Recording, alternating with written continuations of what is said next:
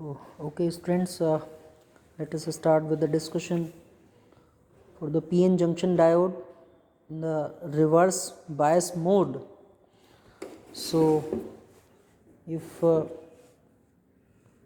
we want to connect the circuit diagram in the reverse bias, as far as here you can see the diode we have in the forward bias, we have used this silicon diode. So same you can use for the reverse bias also, and this is our ammeter and the voltmeter is here. These are the battery. This is the battery from 0 to 100 volt DC, and here we have 0 to 1 volt that we used in the forward bias. So the difference, basic difference between this forward and the reverse bias is as the connections that we are trying to connect.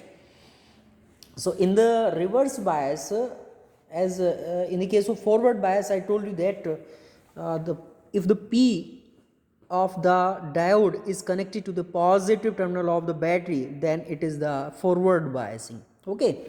So in the case of the reverse biasing, so the positive, we mean to say the N terminal of the N is connected to the positive of the battery. So here it is our N terminal of this diode, so that we will connect to the positive of the battery. Okay, and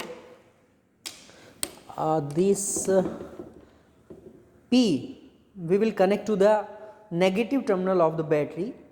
Okay, and here we will connect the voltmeter in the parallel to this our diode. So now you can see we have connected the circuit diagram in the reverse biasing mode. Okay, so you can get the observations here. It is initially 0, so I am trying to increase the voltage. You can observe the observations continuously initially, because we are having very minor value of this voltage, the current, the reverse current that you have, it is very small. Okay, in the micro level you will have some units of the, in the micro level micro ampere you can say the current we are having, and the voltage is at very low, very small voltage, you will get this reverse current. So as I am trying to increase it the voltage, so we are having very less number of the observations in this apparatus. So you can see here initially I have make this at minus 2.1 millivolt, minus 2.1 volt I think so, and here it is the current is 0.01.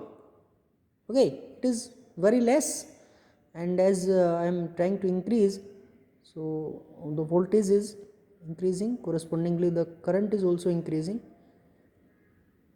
Very small amount of current will increase, and then we will have some breakdown. So very small amount of the current we are having, so corresponding to that we have the breakdown like this.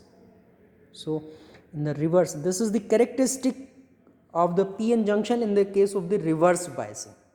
Thank you.